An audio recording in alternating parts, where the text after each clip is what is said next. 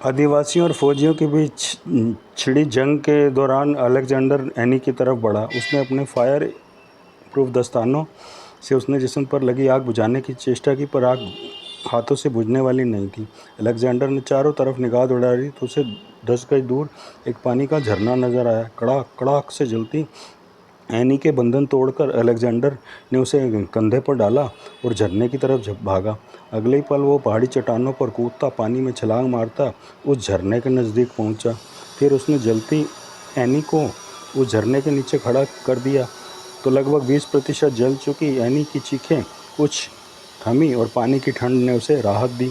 फड़ फड़ फड़ फड़ भड़ाक तब कड़ाक, तभी एनी को अपने भीतर वह हलचल सुनाई दी तो राहत एकाएक दहशत में बदली और उसके पैर अपने स्थान से उखड़े। फिर उसका जिस्म पीछे को उलटता उस चट्टान से गिरने लगा जहाँ वो खड़ी होकर नहा रही थी। अलेक्जेंडर उसके 4 ही कदम दूर अपने चेहरे से हेलमेट उतार रहा था जब उसे एनी गिरती नजर आई। वो अभी कुछ समझ पाता कि एनी झरने के सफ़ेद पानी के पीछे ही गायब हो गई। अलेक्जेंडर के हाथों से हेलमेट यकायक निकला और वो तेज़ी से एनी के पीछे भागा।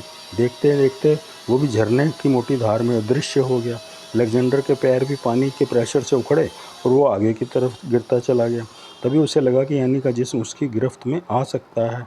एकाएक उसने दोनों हाथ आगे की तरफ बढ़ाकर एनी को जकड़ना चाहा, पर एनी का वजन उसे अपने साथ ही बहाता ले गया।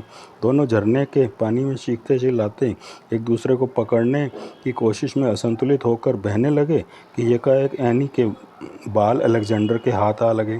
फिर वो तेज एनी के बाल पकड़ने बैठ लगा। चेहरे पर इस्पात का कवचनुमा पोशाक होने की वजह से अलेक्जेंडर पानी में तैर नहीं सकता था और यूं भी पानी की धार इतनी वजनी थी कि उन दोनों को आगे की तरफ बस फेंके पटके ही जा रही थी। दोनों के शरीर बहते पानी में मौजूद पहाड़ी चट्टानों से टकराते निकलते आगे भागने लगे। धड़ाक जैसे अलेक्जेंडर के सिर के पृष्ठ भाग पर कोई चट्टान टकराई और वो हाय हाय करता मुंह फाड़ता बेहोश हो गया।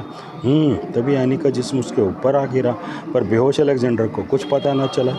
एनी का मुंह भी पूरी तरह खुला हुआ था और भीतर से एक जीभ लपलपाती बाहर निकल रही थी। अगले ही पल एनी की जोरदार चीख गूंजी और मुंह पूरा खुलता चला गया कि तभी किचर किचर किचर करता गिंगो उसके मुंह में से छलावे की तरह कूदा और नीचे बेहोश पड़े अलेक्जेंडर के खुले मुंह में इत्मीनान से पूरी एहतियात बरतता लंबा होता घुसता चला गया। गिंगो की इस हरकत को अपने मुंह में महसूस करती उसे अपने मुंह से उगलती एनी को एकाएक झटका लगा और फलस्वरूप उसका जिस्म अलेक्जेंडर के ऊपर से छिटका और पानी के बहाव में दूर बहता चला गया। बेचारा अलेक्जेंडर, बेहोश अलेक्जेंडर ना जान पाया कि गिंगो ने आशियाना बदल लिया और अब गिंगो शहरों का रुख करने जा रहा है।